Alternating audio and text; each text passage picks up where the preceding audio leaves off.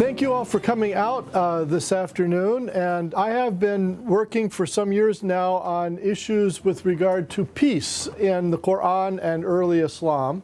I'm aware that I'm swimming against the stream here, since that isn't the word that comes to mind for most people with regard to Islam. And there has been, frankly, a good 1,300 years of Christian polemic against Islam and the Prophet Muhammad, which characterize him and his religion as violent. And then I would argue that in the Abbasid period, 750 to 1258, when the classical Arabic Muslim corpus of work about Islam was formulated, that many of those authors living between 130 and 300 years after the Prophet wrote up his biography in such a way as to militarize him. And it's very stark, if you follow the Qur'an itself as your primary source, how different it is from these later tellings, and even the earliest of the later tellings. It's quite distinct. So looking at peace has not been a big enterprise with regard to studying Islam in the Qur'an. And then there have been methodological problems because the contextualizing information about early Islam, the biography of the Prophet, of the companions of the Prophet, of the later caliphs and imams, all of this is so late, much after the fact, that academic historians have been nervous about how well we can use it, how apposite it is. And then John Wansbrough at the School of Oriental and African Studies in London, an American from Indiana, who wrote a couple of books in the late 70s on early Islam, wondered, a la Rudolf Bultmann, whether the Qur'an itself didn't evolve over time. If it's like the Gospels, you know, which each Gospel was produced, we think, by a community and was added to. So by the time you get to the Gospel of John, you know, it's controversial, but it could be 80 years after the death of Jesus. Is the Qur'an like that? And if your contextualizing historical sources are late, and then the Qur'an might not be all that early throughout, then you have no fulcrum. There's no way to study this thing. And from the time that Wansbrough wrote until just about now, I think a lot of academics were paralyzed in trying to study early Islam. Not everybody.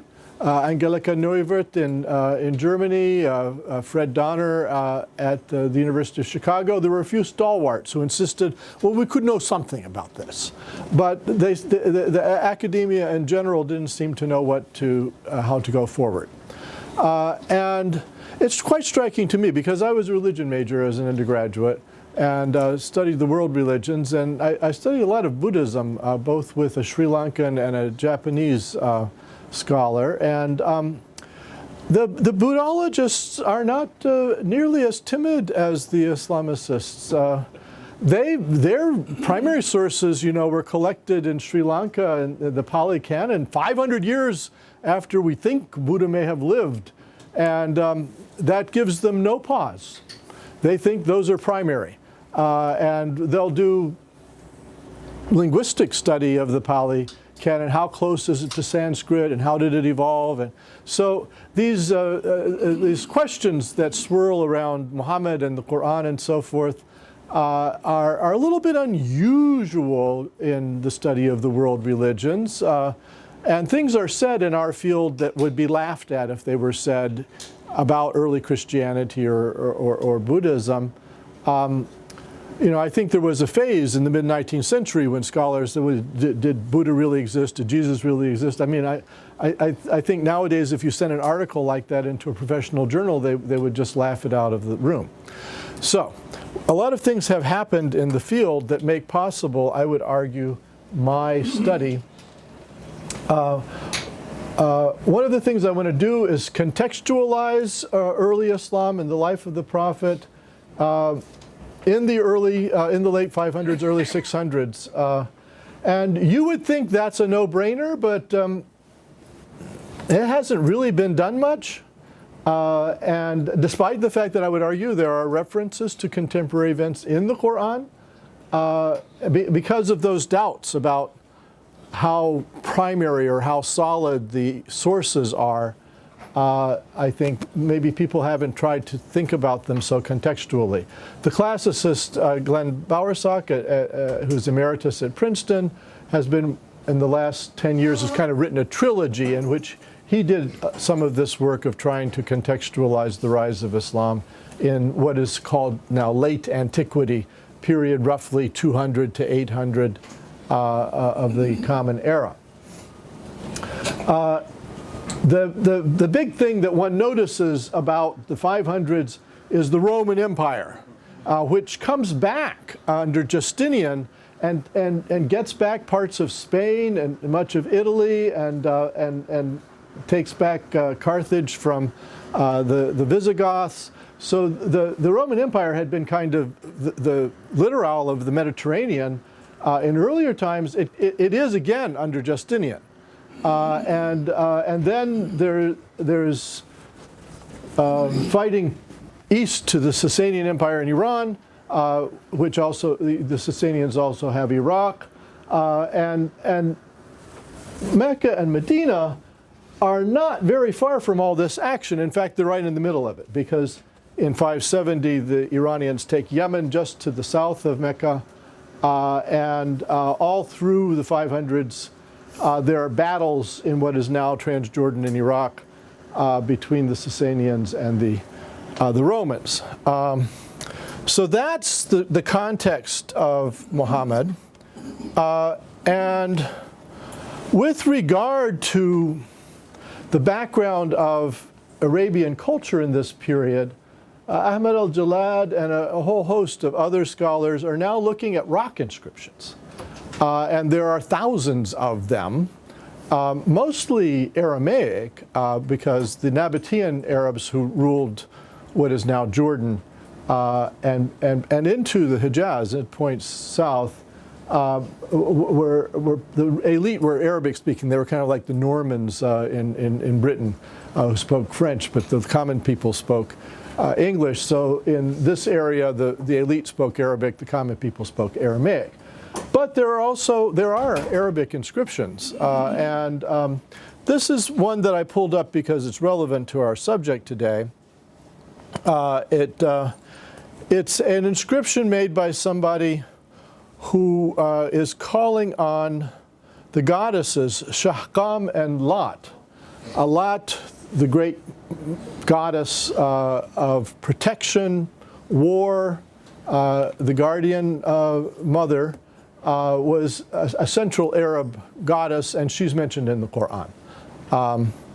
Some scholars, like G.R. Hotting in London, have kind of downplayed in recent years the vitality and the survival of Arab paganism. The inscriptions don't lead us to do that. I mean, and the archaeology, Gideon Avni and others in Israel have found that standing stones, because the Arabs were aniconic. They didn't have idols. They would make a block stone. They would say the god is living in that block, and it would be featureless for the most part. Occasionally they'll put an eye in it. But those continue to be made and to be stood up in the Negev right through the 500s and into the early 600s, according to the archaeology. So there isn't very much doubt that there's a survival of paganism. And I think one of the problems with the late antique historians that I've read who work in Greek mainly is they're very urban oriented, and they think after 312, after Constantine converted to Christianity, within a century everybody was Christian. And just as a historian, I think, how likely is that? You know, I'm sure that's what the bishops write down in Antioch, but I don't think you get outside Antioch into the villages a little bit. I think Alat is very much alive, and there's some evidence for this, both literary evidence and inscriptional evidence. But notice what Shamat, the daughter of Shir, is asking for. She's asking for the goddesses to grant peace. In this rock inscription, it's in Safa'idic Arabic, somewhere between the time of Christ and 400 CE, the time of Theodosius II. And that's very typical, this asking for peace. So what do they mean by peace? And it's just salam. It's the word we know. It is well-being to some large extent. Harmony, lack of conflict obviously come into it, but it's also prosperity, it's well-being.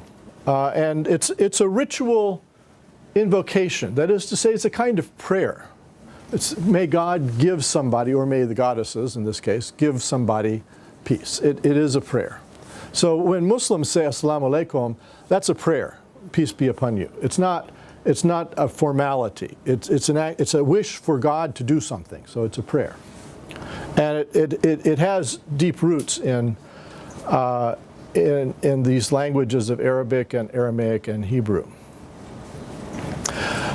We don't have very much information about the Arabs of Muhammad's time, but Justinian sent an ambassador to some courts of Arab chieftains and in the south, and one of them, Nonosus, made some observations a few decades before Muhammad's birth, and he said that the Arabs have a sacred meeting place consecrated to one of the gods where they assemble twice a year. One of these meetings lasts a whole month, the other lasts 2 months. During these meetings, complete peace prevails, not only amongst themselves but also with all the natives. Even the animals are at peace both with themselves and human beings.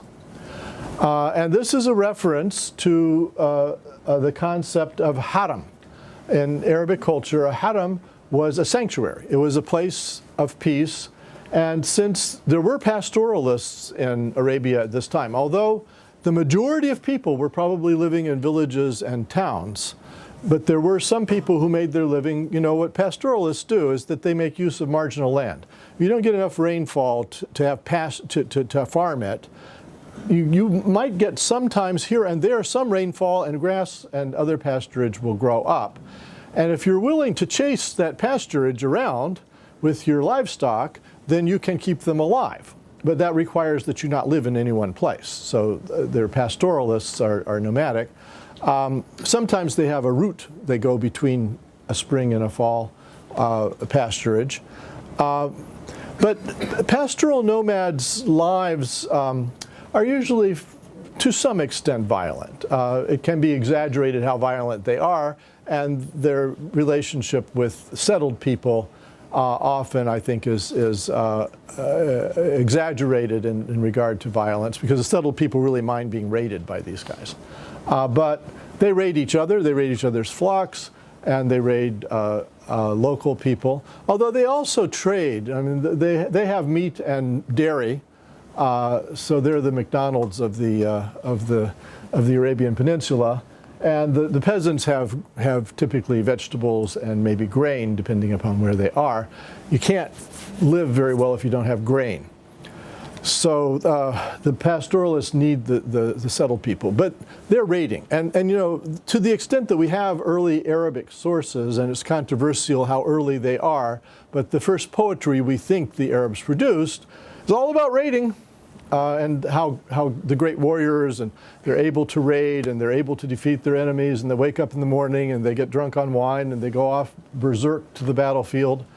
And I think a lot of the Qur'an is, and there have, Ahmed al-Jalad found an inscription, which is a short inscription which contains these themes that are in the Mu'allaqat, the early Arabic poetry. So there's something to it. And I think a lot of the Qur'an is taking the side of these practices, of sanctuary, of creating a zone of peace where the tribes can't engage in their blood feuds. And what the later sources at least say about Mecca is that it's a haram.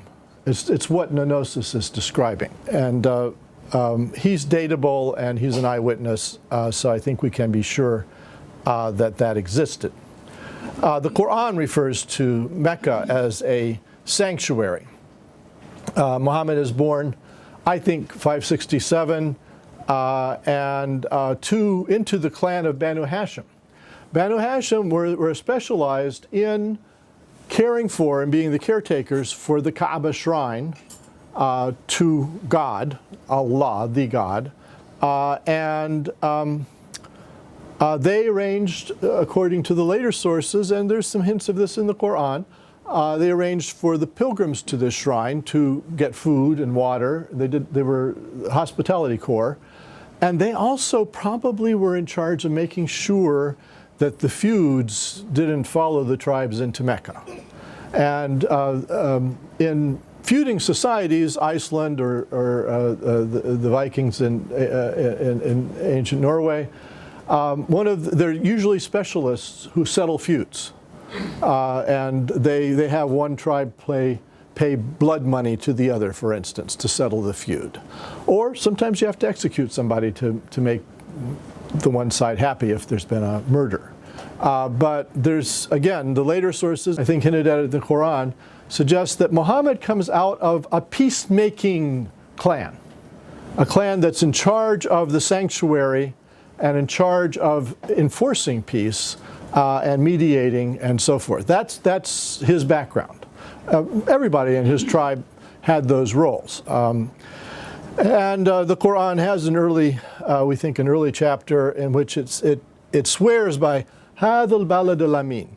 What does it mean by that? It means that Mecca is a place of sanctuary. It's a place of security. People are not allowed to fight there. And the Quran suggests that this system of lack of feuds in sanctuary cities and then having people who specialize in peacemaking allowed for trade because trade is rather disrupted by raiding. So there's some evidence in the early sources that the Meccan traders, when they went to a trade fair of another city, would dress in the clothes of pilgrimage, what Muslims now wear to go on Hajj to Mecca. That would be what the merchants would wear when they went between sanctuary cities. And each sanctuary city would have a trade fair and where people were not allowed to fight with one another. So commerce and peace went with each other, but commerce, peace, and belief in the divine sanction for peace were key to trade. And so the Quran says, because of his benevolence toward the Quraysh, they were enabled to undertake the winter and summer caravans. So let them worship the Lord of this temple, who provided them with food to stop their hunger and gave them security against fear. By the way, the later sources, for the most part, don't understand this system, the later Muslim sources. They don't understand you can't fight in Mecca. So they're always staging fights in Mecca. In the early life of the Prophet's ministry, they would say, well, people didn't like early Islam, they didn't like the Prophet's teachings, so they would strap on a sword and go to try to assassinate him. Impossible. You don't have to behave like that in the sanctuary. If you did, it would be a big war. And then in 603, a huge, I call it a world war, broke out between the Roman Empire and the Sasanian Empire of Iran. And Iran invaded. It invaded the Near East. And it took the Near East away from the Roman Empire. For the first time since Constantine had converted to Christianity in 312, they lost Jerusalem. The Christians lost Jerusalem to the Iranian Zoroastrians. And they took the wood of the true cross, the relic, at the Church of the Holy Sepulchre. They captured it and took it to Ctesiphon in Iraq, what is now Madain, to their capital. And then they took Egypt. Egypt was the breadbasket of the Roman Empire. In fact, in Rome and then later in Constantinople, the citizens in the capital didn't have to pay for bread. It's always good to keep your capital happy. Hosni Mubarak found this out. You don't want large crowds demonstrating in front of your residence if you're a ruler in the capital. So they used to use Egypt to make people happy. And they lost it. In 619, the Iranians took Egypt. I don't think the Iranians had Egypt since Darius, so this is a big thing. And this is all going on during the time that the Qur'an is being recited by the Prophet Muhammad from 610 to 632 is what the Muslims say. And I think a lot of it is aroma clay. It is referring to these events. And sometimes quite explicitly in Surah Rum, it says that the Romans lie vanquished in a nearby province. That was the fall of Damascus, the fall of Jerusalem probably. And then it says, but they'll come back after a few years. Which, by the way, I found other authors writing in the 7th century in Greek on the Roman side who said very similar things. There was a common conviction that this was a temporary setback.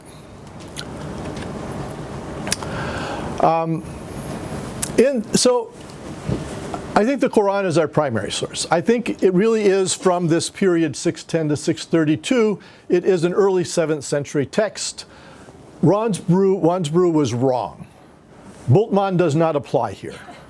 And if you had to think as a historian of what this is like, if you want an analogy for the scholarship, I would maintain that it's much more like studying the biography of St. Paul. Not comparing Muhammad and St. Paul, they were very different people. But I am saying that the challenge of studying them is similar. So with Paul, you have a set of letters. By the way, in the New Testament, they are organized long to short. The Quran is organized long to short. So it seems to have been an organizational principle in late antiquity. With Paul, most of the letters, probably not Ephesians, but most of those letters seem to be authentic, and they seem to be from 55 or some date like that. And then how would you study Paul? How would you write his biography? Well, he traveled a lot. He went to Corinth and he went up to Greece and Athens. You would want to read his letters, and then you would want to know about first century Judaism in the Roman Empire, and then you would want to know about the archaeology and the literature of places like Corinth to put it in context. So you have a peripatetic figure, somebody who's moving around, who's producing texts, and who has a social and political and economic context and a religious message. Well, I think the Quran is very similar. However, I'm making several suggestions that have not been in the literature. One is, I think after the Prophet Muhammad began preaching in 610, that he still traveled. So that the Quran is not addressing one audience. The later Muslim sources give you the impression he was in Mecca, then he was in Medina, that he was kind of stationary. I think there's a lot of evidence in the Quran that is simply not true.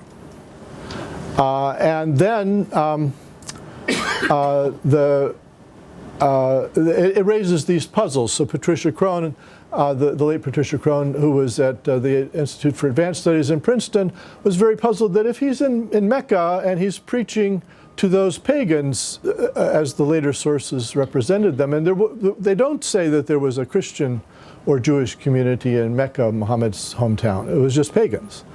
Then why is he telling them all these Bible stories in an elusive way?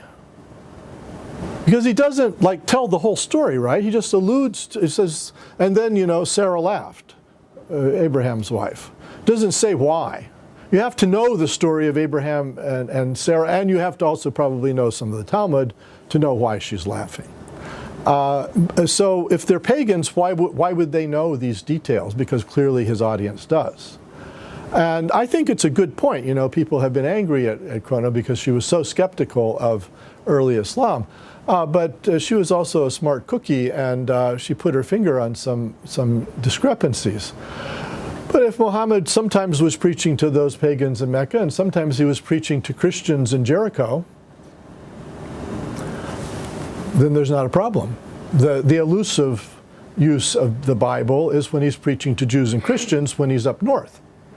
And the later Muslim sources do admit that he used to go up north, but they sort of cut him off in 610 and say, well, he stopped then. And then there's 7th century Christian sources which say that he went up to Damascus and Basra and Palestine for trade. So the very earliest non-Muslim sources we have make this assertion, that Muhammad continued to go up there, and one of those authors even gives dates, 616, 617. Nothing in the Muslim Arab corpus suggests that he was in Transjordan or Palestine or Syria in 617. But that's what the 7th century Christians thought. And I think it's clearly true. So if the Quran is, if Muhammad is like Paul, that he's peripatetic, he's addressing different audiences, and if he's going frequently up to the Roman Empire, then he has a Roman Christian and maybe Roman pagan context for his preaching, just as Paul did. Actually, if you look at the Quran in this way, it's a revolution. I'm telling you, it doesn't look like the same book at all. So about peace, well, here's something that most people haven't noticed. The Quran in the Gathering 59:23 says, "He is God, other than whom there is no God, the King, the Holy, the Peace, the Defender, the Guardian, the Mighty, the Omnipotent, the Supreme." These are all attributes of God, and they have to do with protection, right? And I said peace means prosperity, well-being, as well as harmony, lack of fighting. It's the name of God, As-Salam.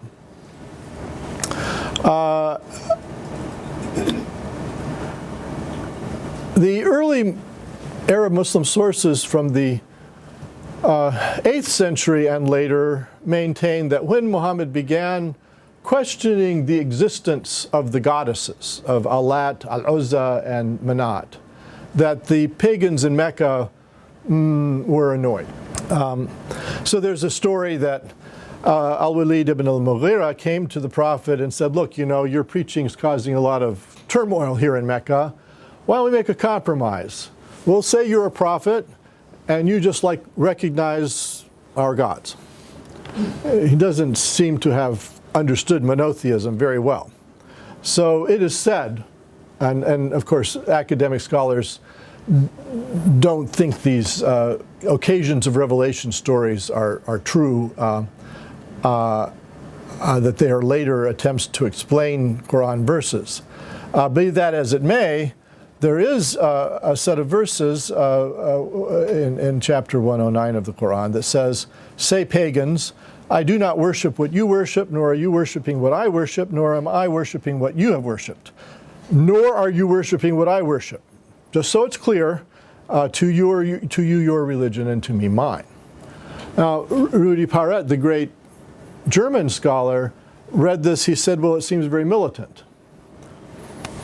I don't know how you get that out of it. It seems like let's live and let live, right? We have a different theology, but to you your religion, to me mine. And I would argue that that's the typical attitude towards the pagans of early Islam. By the way, I'm translating kafir as pagan because I think that's what it means. And I can't completely prove it. But I think it's a loan shift. I think it's underlain by the Latin paganos. I think it means exactly pagan. And the reason I say this is there's a big dispute about where the Latin word paganos or pagan came from. But they think it's because outside of cities, the Romans made a district for the rural areas, and they called it a pagos. So people who lived in the pagos were paganos, and since people in the countryside kept the old Roman religion much longer than people in the cities did, sort of rustic or hick and polytheist came to be associated in people's minds.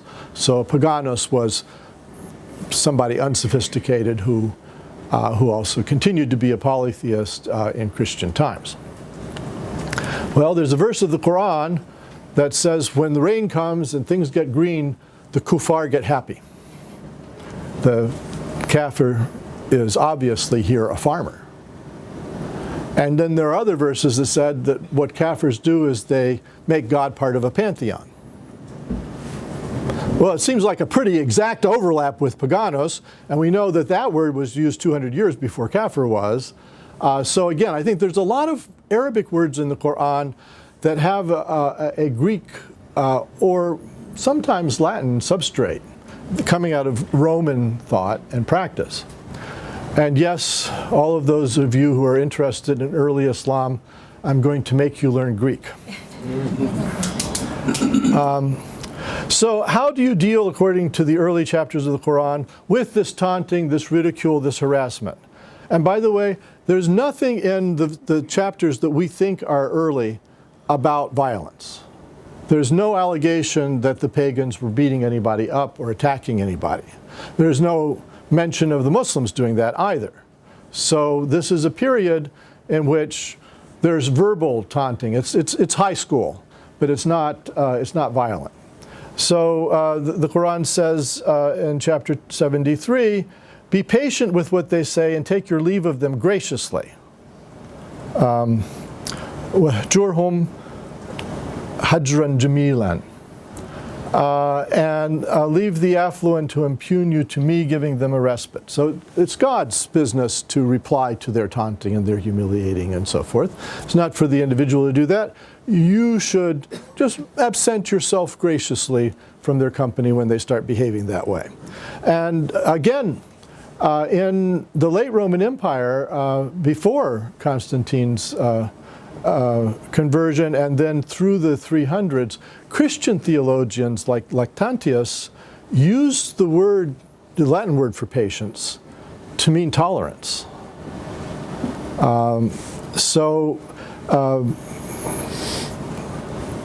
Some scholars have argued that patience in the Qur'an is a technical term which has this implication of tolerance in it. It hasn't usually been read this way.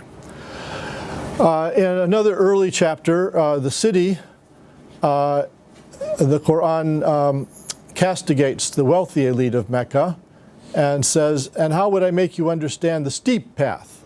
They're avoiding the steep path of ethics. It is freeing a slave or feeding during a famine an orphan related to you or a grubby vagrant. One who behaved that way, then he would be one of the believers who counseled patience and compassion. So patience and compassion are being linked here to charity, to charitable action.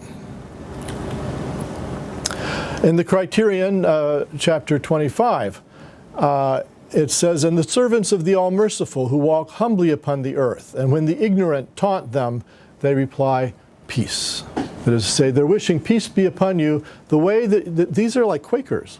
I mean, they're being bothered, and the way that they respond to that is to wish peace on the Jahilun. The Jahilun literally means the ignorant, but in this period in Arabic, it has the connotation of somebody who lacks self-discipline, who's wild and out of control. And the Arab tribes knew that being wild and out of control was poor strategy for life, for military affairs, whatever. And so they really valued what was called helm, or self-control, self-discipline. So often somebody got to be chieftain because they had this attribute of helm. And the Qur'an doesn't mention anything about helm. The opposite of wildness, of this undisciplined ignorance, is peace in the Qur'an. And that is the virtue of the believers in Muhammad's mission. In the chapter 41, it says, whose discourse is more beautiful than one who summons others to God and performs good deeds and proclaims, I am a monotheist. Good and evil are not equal. Repel the latter with the greater good, and behold, your enemy will become a devoted patron. This is a theory of social action. It's saying that repel evil with good, and you'll convert the evil to good. I actually think that this verse is badly translated usually, because I think it's an elative. The al-ahsan is probably means not the greater good, but the best, the highest good.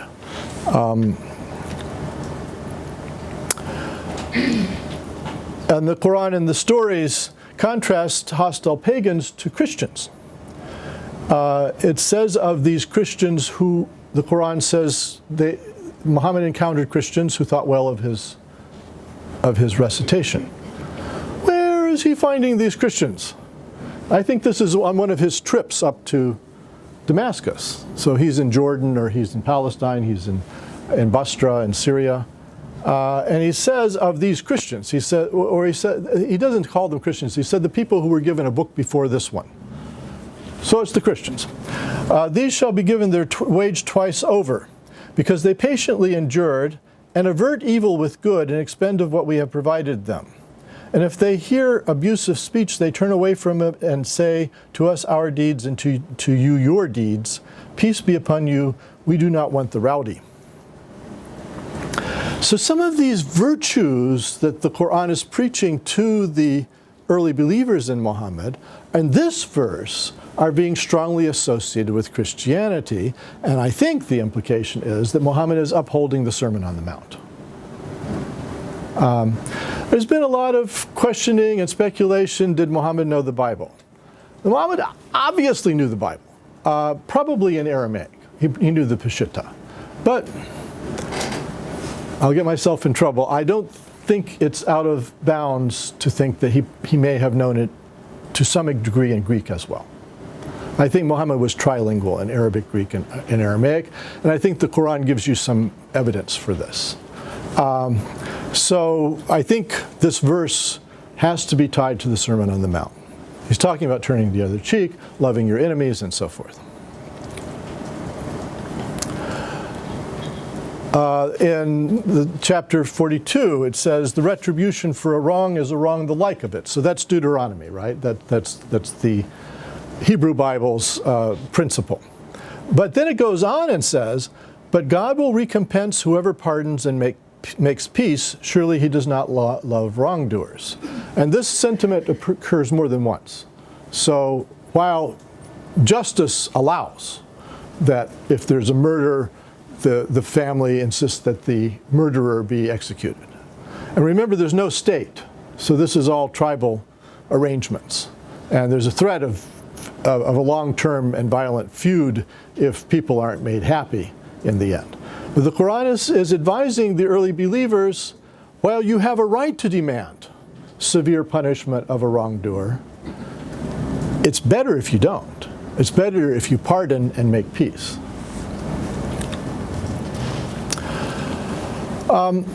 And here's a passage that I think is very interesting that, as far as I know, the later Muslim tradition didn't know what to make of it, or didn't emphasize it very much.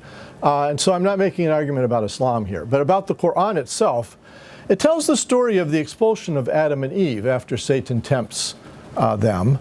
And it says that God commanded descend being enemies to one another. And it's very interesting that in the Quran, the Adam and Eve story and about the fall from paradise is about a fall into violence. It's not sin in general. It's specifically feuding. That's what happens when you're not in paradise anymore, when you're out in the material world, is the people fight with each other all the time. And then it says, children of Adam, if messengers come to you from among you relating our verses, whoever fears God and makes peace will have no fear, nor will they sorrow. This verb, aslaha, it can mean more than one thing. It can mean to reform, to do good, But in some verses of the Quran, it very clearly means to make peace. And sulh, the noun, is a peace arrangement, is the existence of peace.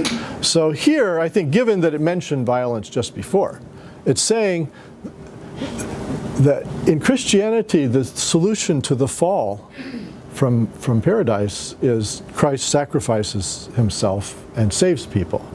In the Quran, the solution is that everybody has to be a peacemaker.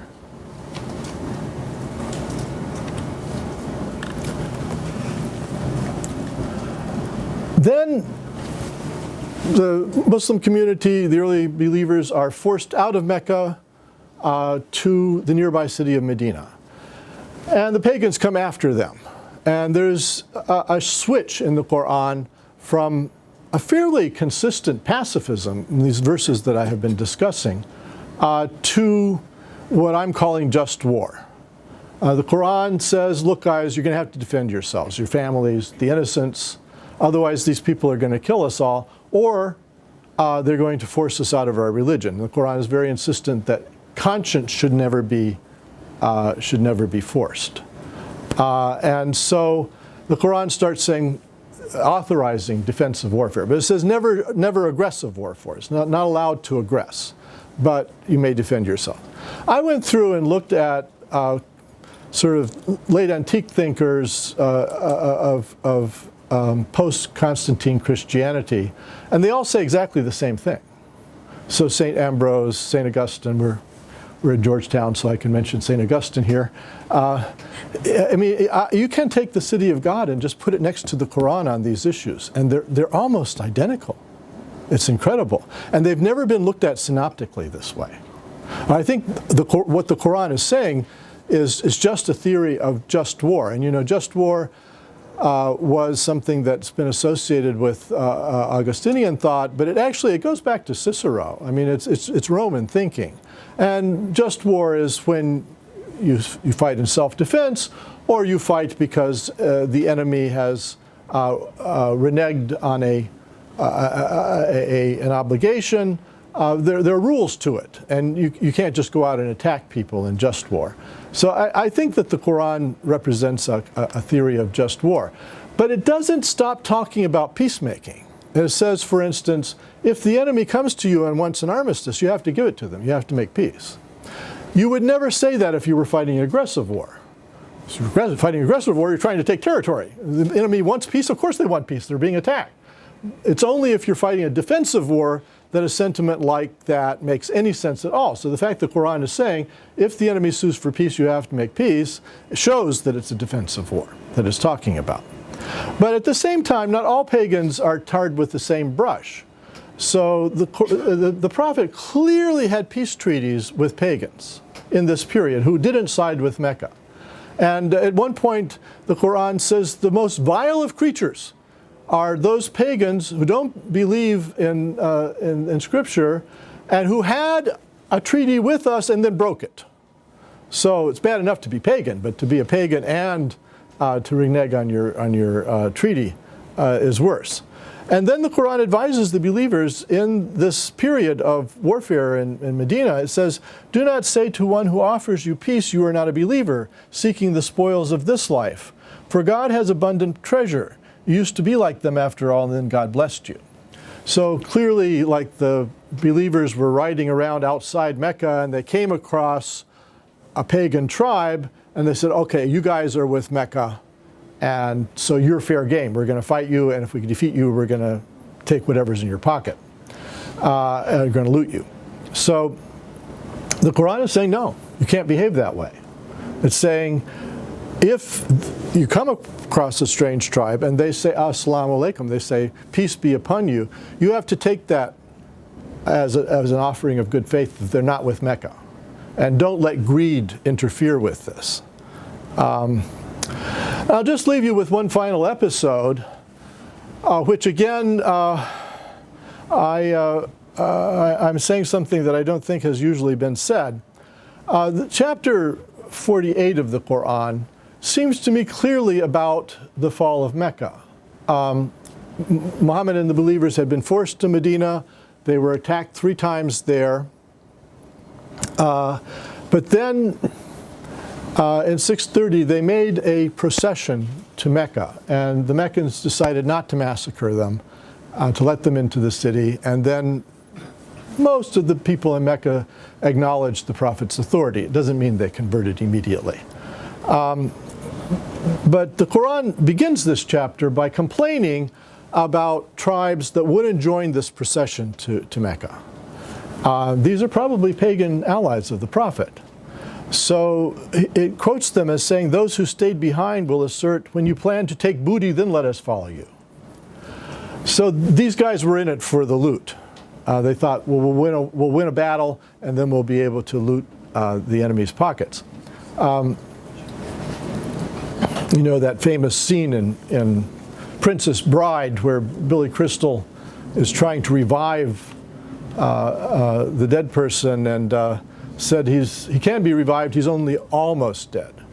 But if he were completely dead, there would be only one thing left to do: go through his pocket for loose change.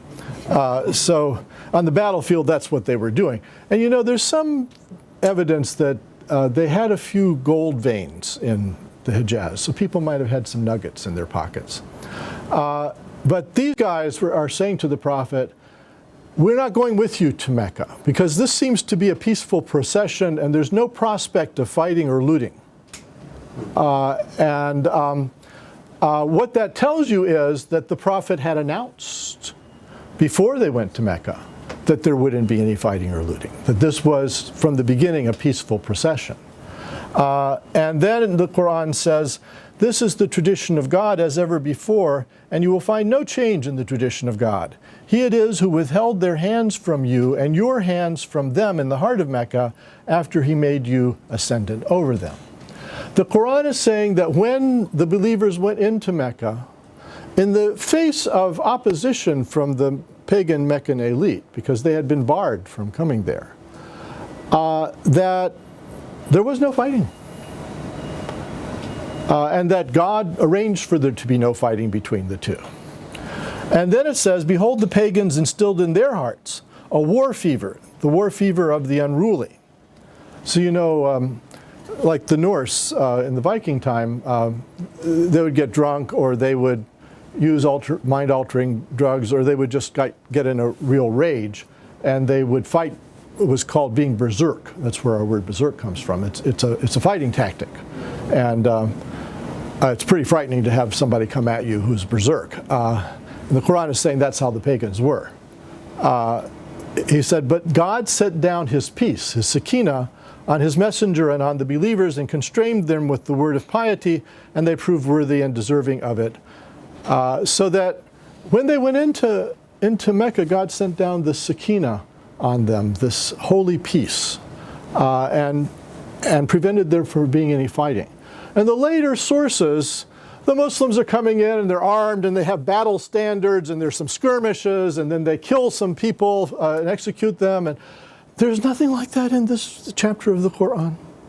It's a peace procession. This is like, I mean, I don't want to offend anybody, but this tactic of going to Mecca like this peacefully, it's nonviolent non-cooperation is what Martin Luther King did. And it's militarized, I would argue, in the later sources. And then the commentaries on this chapter don't make it about the fall of Mecca. So they're displacing it. I don't see how you read it and don't. I mean, it says they were in the heart of Mecca. We know in the Medina period they weren't allowed to go there. So Muslims are repeatedly praised for wishing peace on those who harassed them. Members of previous religions who accept that Muhammad received revelation or inspiration are praised for fighting evil through good and wishing peace on enemies. Believers are to wish peace even on pagans who are neutral. And this peaceful community of the early believers, I think, is allied with the Roman Empire, which is the victim of aggression. And it's being contrasted with the pagans who are probably allied with the Iranians, and Khosrow II is the aggressor. He's the one who broke the 561 peace treaty between Iran and the Roman Empire, and who is taking territory aggressively in distinction to the ethos of the Qur'an itself. So I'll leave it there and take questions.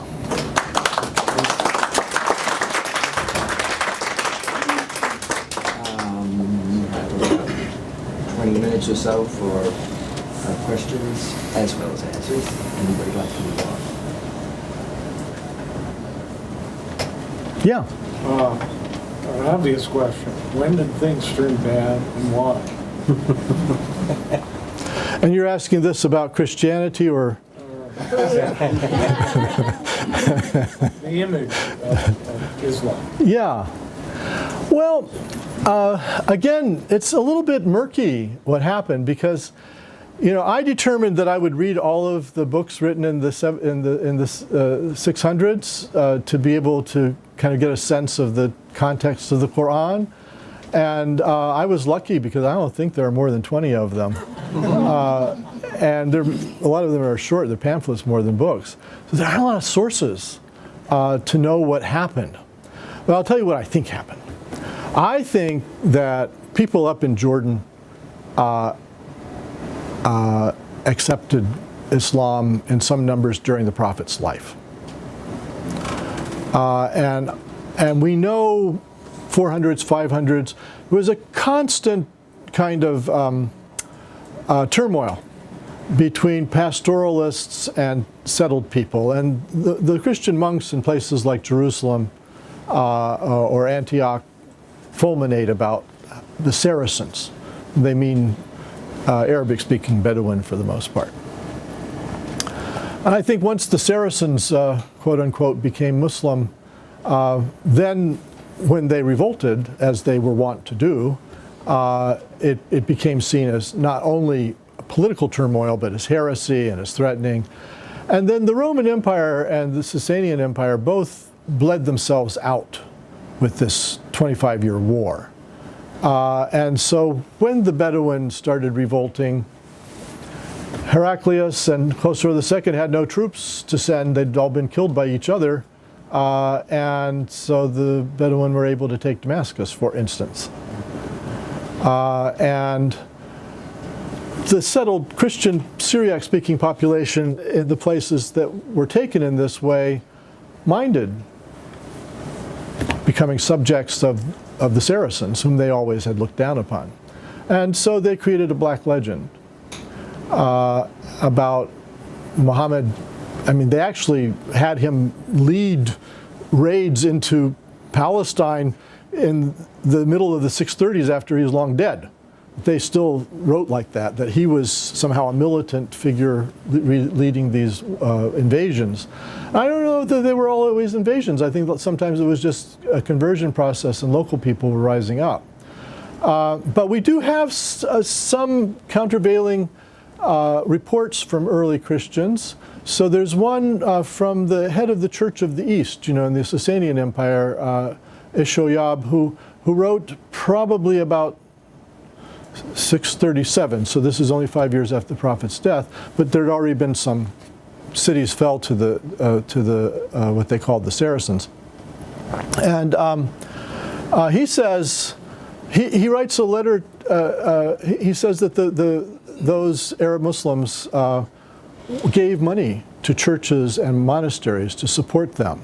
And then he says that there's another figure who reprimands the Christians of Oman over in the Arabian Peninsula, who a group of them converted to Islam right there in the 630s, 640s. And he says, why did you do that? Because the Muslims don't make you do that. They're not demanding you convert. So you're being pusillanimous to give up your faith, even though, okay, the Muslims might ask for money, but they weren't demanding that you convert. Why are you doing that? And then they're nice to us. They give the monks money and things like that.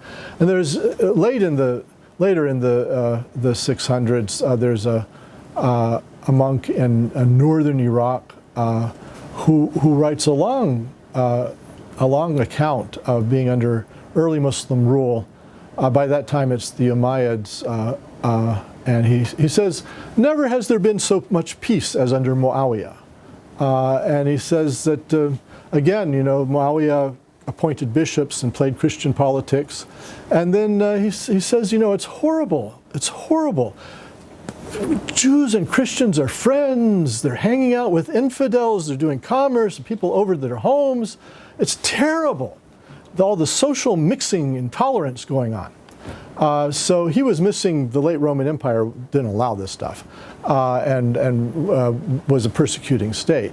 And he clearly minded this outbreak of tolerance under the early Muslims. Then you have other people who say, well, the Muslims came in and they were tribes people and they killed 4,000 of these people and they killed 20,000 of these people. You have the Black Legend accounts as well. I think it's very murky what exactly happened. And the later Muslim sources kind of create a state that's ruled from Medina, or then later on Damascus, and then everything that happens is being centrally directed. I think that's almost certainly a fantasy. So here's a suggestion that, in the Sikh religion began in the 1500s in India with Guru Nanak, and it was a kind of peaceful spiritual movement. They call it Bhakti. And then the fifth guru fought some battles, and then the 10th guru made everybody wear knives and was very militant. And Hugh MacLeod argued that one of the things that happened was that the Sikh religion spread among pastoralists in the Punjab, among the Jats. And as the Jats became who were the Sikhs, so raiding and those behaviors, the traditions of violence among the Jats, then seeped into the practice of the religion. I think something similar happened with early Islam, is that Muhammad was an urban person, and he often castigates the Bedouin for being out of control. But after his death, a lot of Bedouin converted, or even during his lifetime, and then I think they were the ones who, some of them invaded up north or over to Iraq. And so a Bedouin ethos of raiding kind of took over, to some extent, early Islam. And I think you have to make a big distinction between the life of Muhammad and the later period. But, the other thing to say is that as the later Muslim Arabs depict it, the Muslim rulers used Islam in exactly the same way that Constantine and his successors used Christianity. All of a sudden, the Roman army is the Christian Roman army. All of a sudden, there's a lot of Christian generals. All of a sudden, it's being deployed against Donatist heretics. So I think both religions, in a way, became religions of empire in this period, and empire has its own logic. You started with a picture of two great superpowers interacting, the Sassanids and the Romans. As you were looking at the Quran, though, what you're emphasizing is the Roman aspect. There was also the Sassanids and the Lahmids, and there were also Arabs who interacted with the Sassanians. Do you find similar themes in the Quran that would indicate Sassanian influence as well as Roman influence? Oh, sure. First of all, I mean, it's harder on the Sassanian side, but it's there. I think during Muhammad's lifetime that he and his believers were siding politically with the Romans. I think they thought that Khosrow II was an aggressor.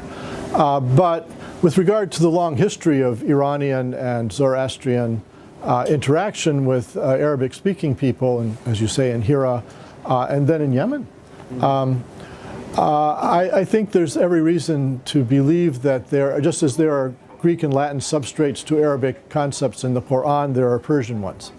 So I'll give you just one example. In the Quran, the Prophet Muhammad is called a messenger, Rasul. Gabriel at one point or 2 points is called a Rasul, which clearly doesn't mean messenger in that case. So here's a suggestion. And then the word messenger is not used for prophets in the Judeo-Christian tradition. In the Septuagint, in Christian writings, apostolos before Christianity was an ambassador who was sent from the capital across water. It was a technical term for a kind of ambassador. And then it was applied to the disciples of Christ. But prophets are not called apostles or messengers in Jewish and Christian tradition. There's one verse, I think, in Chronicles or something, but it's just not a normal practice.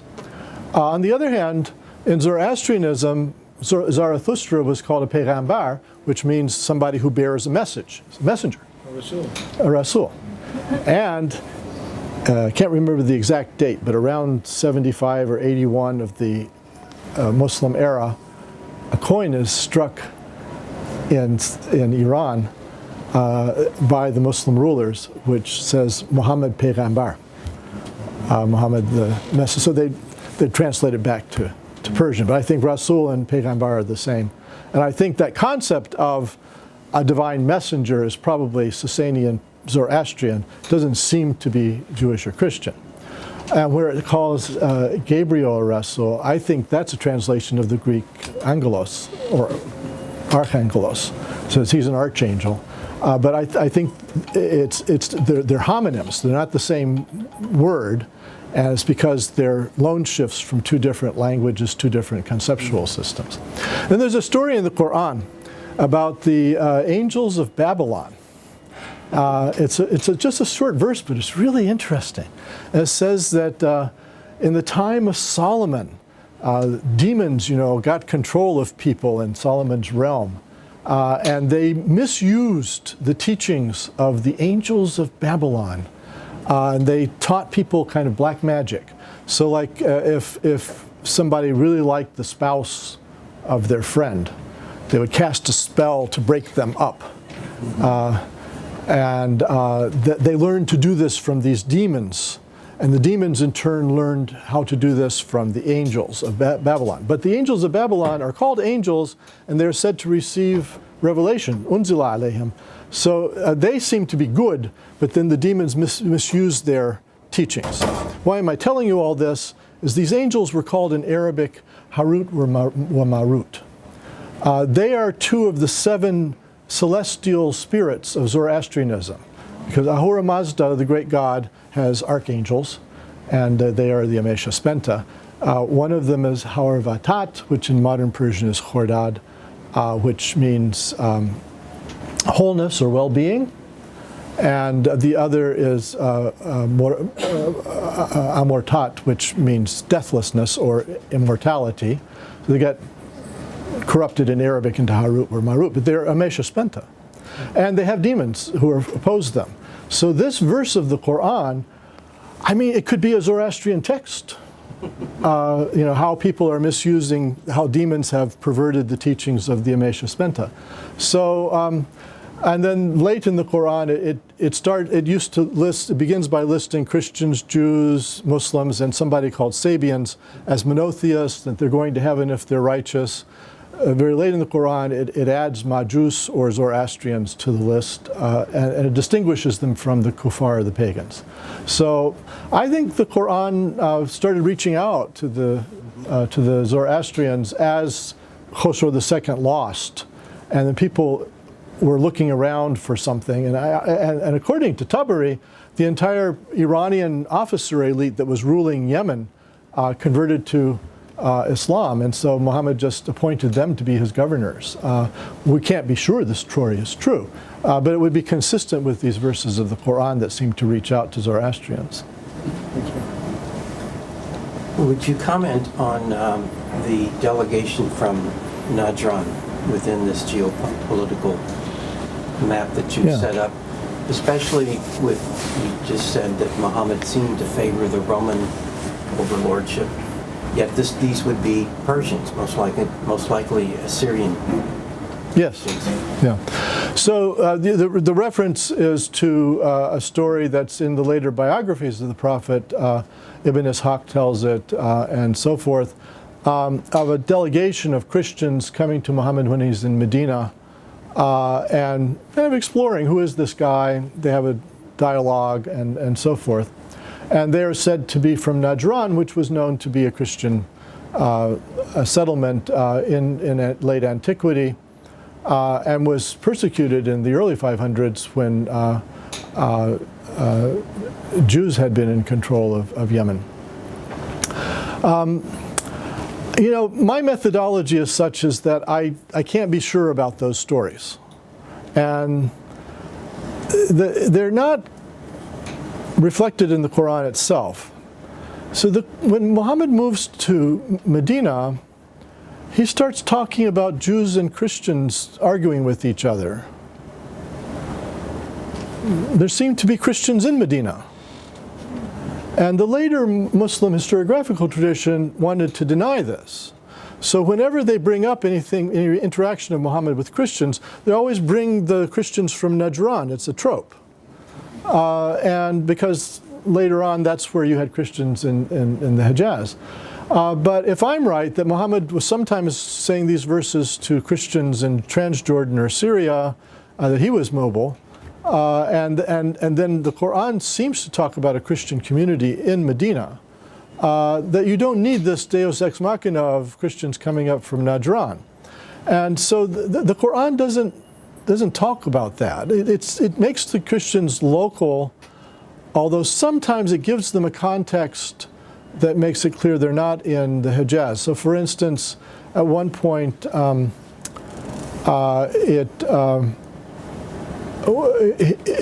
it complains about pagans sacrificing their cattle to the gods instead of, and sort of only giving part of the sacrifice to the god. Well, cattle in Mecca, a little unlikely, and Krona said this. You know, it's like Hawaii, Mecca. It's a lava bed, and the Quran says it's uncultivable. So likely he's up in Transjordan when he's saying that. So I think that a lot of these interactions with Christians were actually with Roman Christians, and there's nothing in the Quran to make me think that he was that people from Najran were coming up. It seems like there were Christians in Medina. At one point, he complains that the Christians say that the Jews can't be saved because they didn't convert to Christianity, and then the Jews say the Christians are going to hell because they're not Jews. And then they started attacking each other's religious edifices. Well, we actually have accounts of them attacking each other's religious edifices because the Jews tended to side with the Sasanians and the Christians with the Roman Empire, and there were synagogues and churches being destroyed. The Quran is probably talking about something that was very real in this period. And even in nearby Fallujah, there was such an incident. But it seems to be talking about Christians in Medina. So I think that, you know, in the Treaty of Medina, it mainly is talking about with when it gets beyond the Khazraj and the Aus and the tribes who were living there and the early believers themselves, it's talking about Jews. But one of the clans that it mentions is an offshoot of Thalaba, which was Japhna. Well, the Japhnids were the phylarchs of the Ghassanids. So I think there were Japhnid Christians there in Medina. But it's all very murky. Yeah. Thank you very much. You spoke about the surprising, maybe you didn't use that term, ignorance of Christians and about the commonalities between Islam, Judaism, and Christianity and so on. Gary Wills has done some work in this area. I wonder if you could comment on his work and the extent to which there is a greater understanding of these commonalities in the United States. We now have several Muslims, including 2 women in the Congress and so on. There's more dialogue. Yeah. Right. Well, I deliberately didn't read Gary's book because I didn't want to be influenced by it. We were writing on similar subjects, but I will. Gabriel Said Reynolds is a scholar at Notre Dame, and he just has brought out a book which includes a translation by somebody else of the Quran, and then he goes through and points to the biblical and other Christian and Jewish parallels, not only from the Bible itself, but then from the Church Fathers or from apocryphal works and so forth. So it's a great resource. Just came out, and so this is something that scholars have long been aware of, and in fact, maybe have overemphasized because there's a whole school of German scholarship which wants to see Islam as little more than a Christian heresy or an offshoot of Christianity. But I think you're right, in the general public, there hasn't been as much awareness of these commonalities, and it's something that's, as people get to know more about Islam, is spreading. It should be remembered that the sociologists think that in 1965, before the immigration laws were changed, there were 100,000 Muslims in the United States. So almost none, and people just didn't have an experience of the religion. Now, there are probably about, Pew thinks, 3.5 million, which would be over 1%. So they're getting to be a similar proportion to the Jews, and then I think they start to become prominent enough that people take notice and start wondering, what is this, and so forth. So yes, I think that there are a lot of, I know of, ecumenical reading groups and Christian congregations that meet with Muslim ones and so forth. So this awareness is spreading. But I think Islam is not an offshoot of Christianity. I don't see why people would say that. There's no mention of baptism in it, in the Qur'an, and there's no idea of salvation through the crucifixion. I don't think if you don't have those two things, you don't have Christianity. I think we're just about out of time. Jonathan Brown couldn't be here because he's in class, but Gary Will quotes Jonathan quite a bit. So next time, if you come, you should ask Jonathan the answer to that. Thanks very much. And let me just mention this. This is a terrific read. Somebody asked my mother one time whether her boys had to read in the summertime. I think there were 3 of us. And she said, yeah. And they said, well, what was John like? And she said, well, he read, but I always had to get him a book with lots of pictures. This does not have lots of pictures, and I read the whole thing. Really first class. Thank you so much.